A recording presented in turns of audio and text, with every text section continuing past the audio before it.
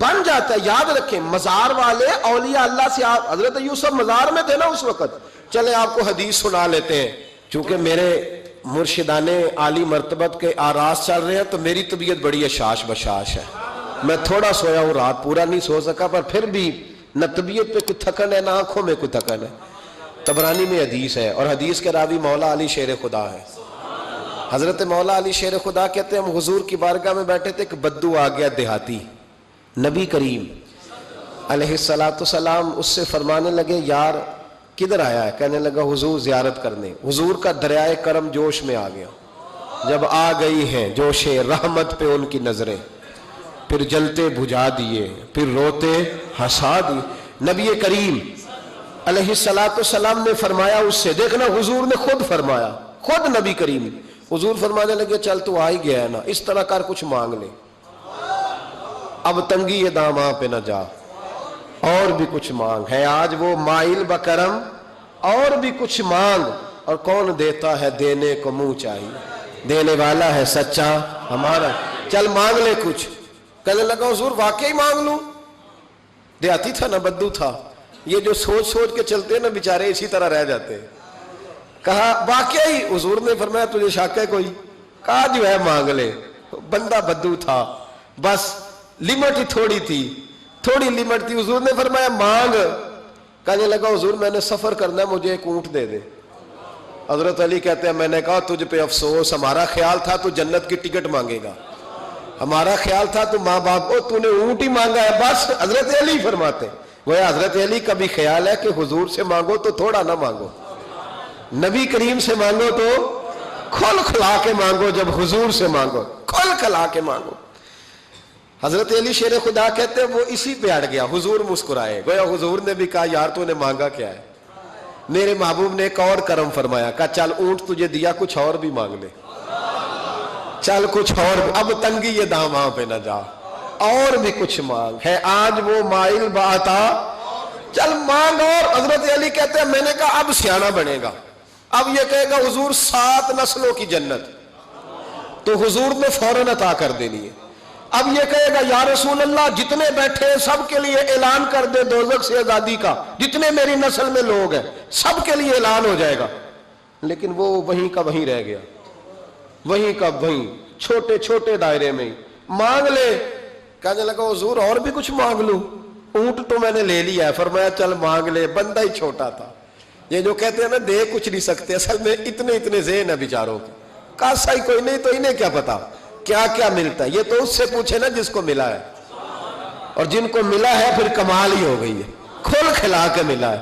اور میرے ایک استاد تھے تو ان سے ایک شخص نے کہا کہ حضور فلانا مولوی جمعے پہ کہہ رہا تھا حضور کچھ نہیں دیتے. فرمانے لگے اسے ملا کچھ نہیں نا, ہم سے آ کے پوچھے ہم کیا تھے, میں گلیاں دا روڑا کوڑا تے محل چڑھایا سائیاں, ہم سے پوچھے جنہیں ملا ہے اور کس طرح ملا ہے.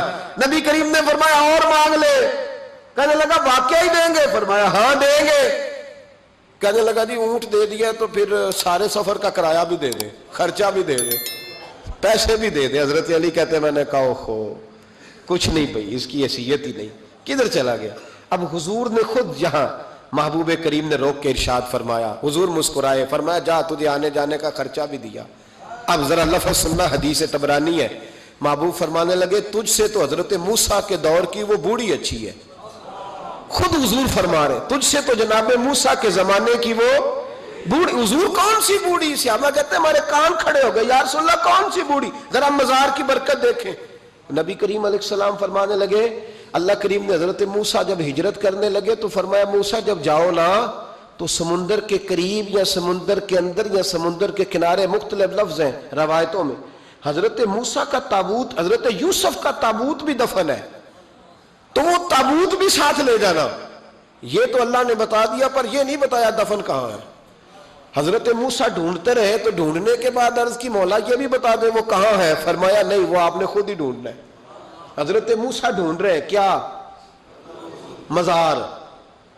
کیا ڈھونڈ رہے ہیں؟ کس کا؟ حضرت, ہاں الحمدللہ یہ سنت اللہ نے ہمیں دی ہے. ہم جا کے پوچھتے ہیں بتاؤ حضرت خواجہ نور محمد مہاروی کا مزار کدھر ہے؟ ہمسائی وال کھڑا ہو کے پوچھتے ہیں کہ پاک پتن شریف جانا ہے، راستہ کون سا جاتا ہے؟ یہ نبیوں کی سنت اللہ نے ہمیں دی ہے، ہم یہ کام کرتے ہیں۔ حضرت موسیٰ ڈھونڈ رہے ہیں، اور ڈھونڈتے ڈھونڈتے فرمایا مل نہیں رہا تھا، لوگوں سے پوچھا بھی کہاں ہے، اور یہ بھی اللہ کی حکمت ہے، واللہ اللہ تو اپنے نبیوں کے سامنے سارے پردے کھول دیتا ہے، کبھی نہ یہ بھی حکمت ہے۔ کہاں ہے مزار؟ لوگوں نے کہا حضور ایک بوڑھی اماں ہے، بڑی بوڑھی، اس کو پتہ ہے۔ فرمایا بلاؤ، اماں کو بلایا، کب زیادہ بوڑھی ہے تو حضرت موسیٰ کہنے لگے چلو خود چلتے ہیں اس کے پاس۔ حضرت موسیٰ خود آئے، کس کام؟ اللہ آپ کا بھلا کرے، اللہ کرے آپ کو یاد رہ جائے یہ باتیں۔ مزار شریف کا پتہ کرنے آئے، آ کے اماں سے کہا اماں حضرت یوسف کے مزار کا پتہ، کہنے لگی بالکل پتہ ہے۔ کہا پھر کہاں ہے؟ کہنے لگی ایسے ہی مفت میں ہی بتا دوں، مزار کا پتہ بتانے میں پیسے لگتے ہیں، کوئی مفت نہیں بتایا جاتا، ولی کے مزار پہ جانا کوئی معمولی بات ہے، ایسے ہی بتا دوں۔ حضرت موسیٰ کہنے لگے اماں میں نے تابوت نکال کے ساتھ لے جانا ہے، بتاؤ۔ اماں کہنے لگی میں، یہ حضور فرما رہے ہیں، یہ طبرانی ہے، نبی کریم علیہ السلام نے فرمایا بتاؤ۔ حضرت موسیٰ کہنے لگے بتاؤ، کہنے لگی پیسے لگتے ہیں پھر بتاؤں گی۔ کہا کیا لیتی ہو؟ تو اماں کی سوچ، حضور کہنے لگے تجھ سے تو اس اماں کی سوچ ہی بڑی ہے، اماں کی سوچ دیکھیں۔ اماں کہنے لگی موسیٰ اگر حضرت یوسف کے مزار کا پتہ بتاؤں گی اس شرط پر کہ جنت میں مجھے وہ والا مکان چاہیے جس کے پڑوسی حضرت موسیٰ علیہ السلام ہو۔ ختم ہو گئی بات، رکھو یہاں قیمت تو لے لو مزار کا پتہ۔ لوگ سمجھتے ہیں مزار کوئی معمولی بات ہے، کوئی معمولی لوگ ہیں صاحب، یہ بہت بڑی بات ہے مزار کا پتہ۔ کہا اس جنت میں وہ والا مکان جس کے ہمسائے حضرت ہے، یعنی ادھر تسی ہو وہ تو ادھر ہے تے کاندھ، ہاں پنجابی میں کاندھ سانجی ہوئے، پھر پتہ بتاؤں گی۔ حضرت موسیٰ علیہ السلام کہنے لگے اماں تو زیادہ ہی اونچی چلی گئی ہے، اس طرح کر جنت لے لے، یہ موسیٰ کا پڑوس نہ مانگ، جنت لے لے۔ حضرت موسیٰ علیہ السلام کی اس اماں سے تکرار ادب سے کہہ رہی ہے، یہ بات بھی اللہ نے اماں کے دل میں ڈالی، ادب سے کہتی نہیں پھر موسیٰ نہیں نہ اگر وہ مکان دینا جاؤ کسی اور سے پوچھ لو، نہیں بتاتی، ناز سے بات کر رہی ہے۔ 3-4 دفعہ جب کہا نا تو حضرت موسیٰ علیہ السلام کہنے لگے اماں جنت دے تو رہا ہوں۔ جب اماں ڈٹ گئی لینا ہے، میرے نبی پاک علیہ السلام نے فرمایا اللہ سے یوں نہ مانگا کرو کہ یا اللہ چاہے دے چاہے نہ دے، فرمایا کہا کرو مولا تو ہی تو ہمارا رب ہے، تو دے، تو نہیں دے گا تو کدھر جائیں گے؟ اس سے مانگو، پیار سے مانگو، شوق سے مانگو، دل جمی سے مانگو۔ عرض کی حضرت موسیٰ سے، تکرار کرنے لگی، ناز کرنے لگی، کہنے لگی آپ بڑے مہربان ہیں، مجھے وہی والا مکان چاہیے، وہی والا چاہیے۔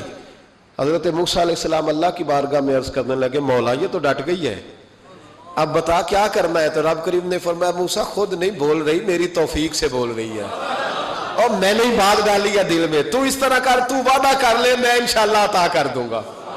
حضرت موسیٰ نے وعدہ کیا تو اماں نے ایڈریس بتایا، بتاؤ مزار کی کتنی برکت ہوئی۔ بیان کون کر رہا ہے؟ میرے نبی پاک۔ اور امام خازن نے لکھا ہے جب جناب یوسف علیہ السلام کو دفن کیا گیا نا تو دریا کے کنارے دفن کیا گیا، جس کنارے دفن کیا گیا وہاں سے پانی کی ایک چھوٹی سی نالا گزرتا تھا، کھال بنائے جاتے ہیں نا پانی کے نالے، وہ نالا گزرتا تھا، تو ان کے مزار چونکہ بنا ہوا تھا سنگ مرمر کا، تو جب گزرتا تھا تو جس طرف وہ سارا پانی چھو کے گزرتا تھا وہ علاقہ سرسبز و شاداب ہو گیا۔ ایک سائیڈ سرسبز ہوئی تو دوسری سائیڈ والے لوگ ناراض ہو گئے، کہنے لگے تمہارے اکیلے کے نبی نہیں تھے، ہمارے بھی ہیں، ہم نکالیں گے رات کو تابوت ادھر دفن کریں گے، ہمیں بھی تو سبزہ چاہیے نا، ہمارے کھیتوں کو بھی اسی دریا کا پانی لگتا ہے پر سبزہ نہیں، لیکن چونکہ حضرت سیدنا یوسف علیہ السلام کے مزار سے چونکہ گزرتا ہے تو تمہیں سبزہ ملتا ہے۔ اب فیصلہ کیا ہوا؟ امام خازن کہتے ہیں انہوں نے کہا اس طرح کرو حضرت یوسف کو وہیں رہنے دو، تو ایک اوپر سے کھال بنا لیتے ہیں، پانی سارا ادھر سے گزرے گا، آگے جا کے 2 حصوں میں بانٹ لیں گے، آدھا ادھر چلا جائے گا آدھا ادھر چلا جائے گا۔ کہتے ہیں جب انہوں نے بانٹا تو سارا علاقہ ہی سرسبز و شاداب ہو گیا۔